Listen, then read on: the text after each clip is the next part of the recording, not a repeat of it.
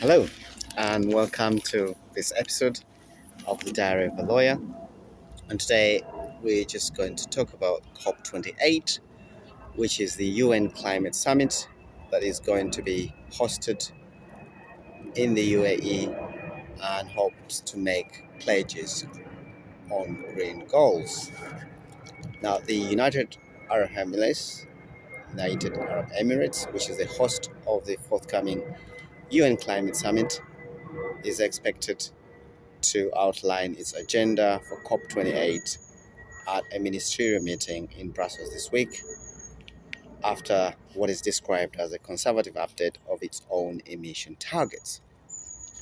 The petrostate pledged to cut absolute emissions by 19% from 2019 levels in the third update to its commitment under the Paris Agreement to limit global warming.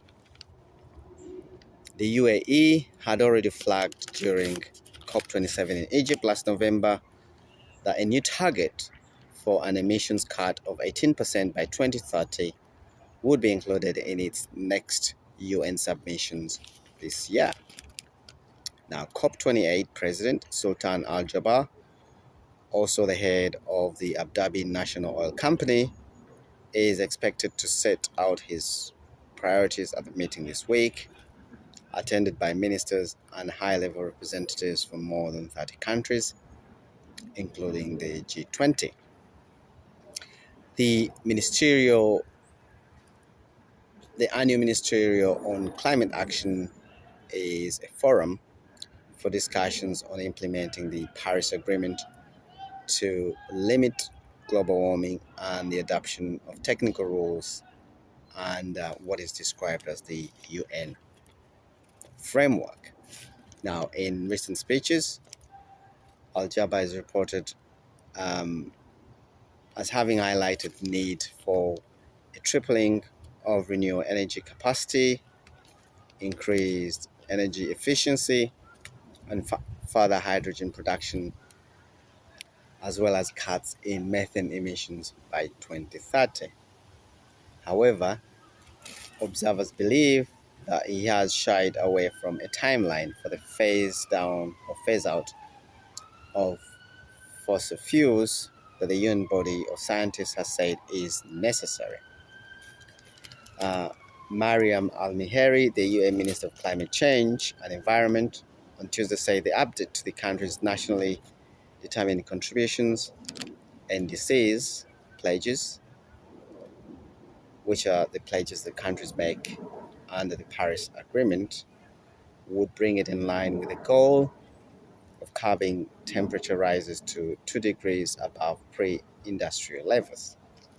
Now, the Paris Agreement aims to limit a rise in global temperature to 1.5 C.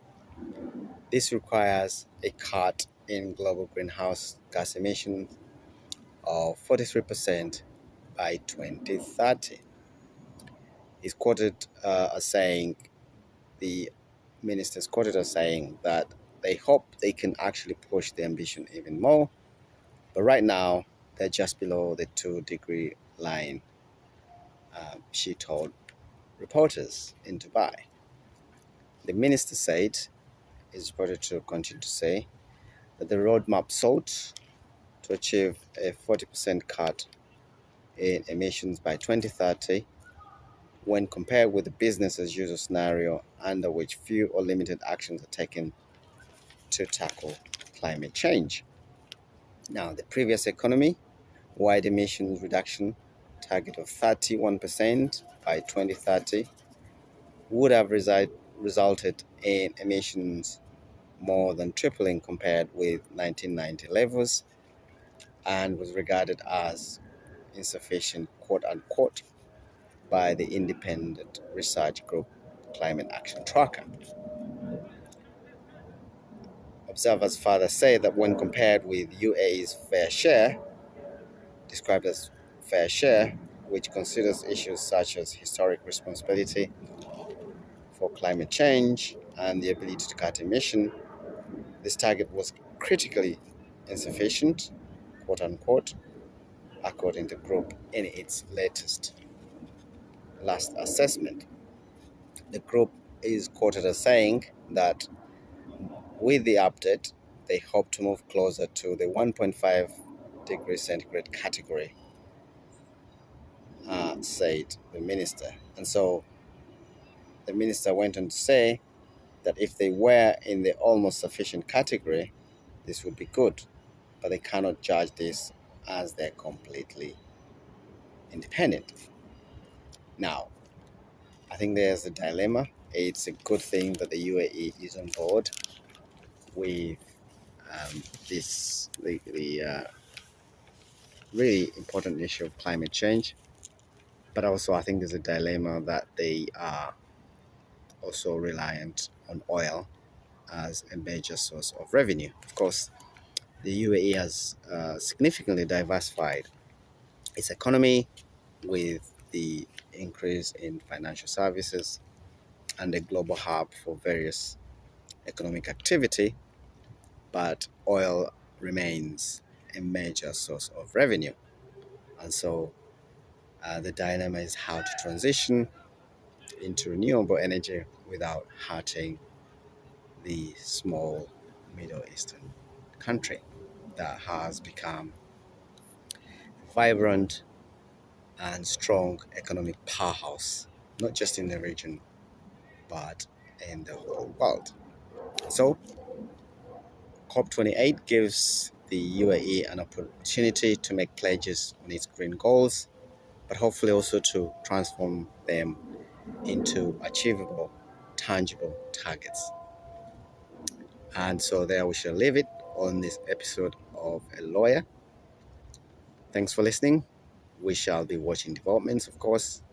The climate issue is a live issue globally, but of course, COP28 is usually also attracts a lot of media and global attention, and quite understandably.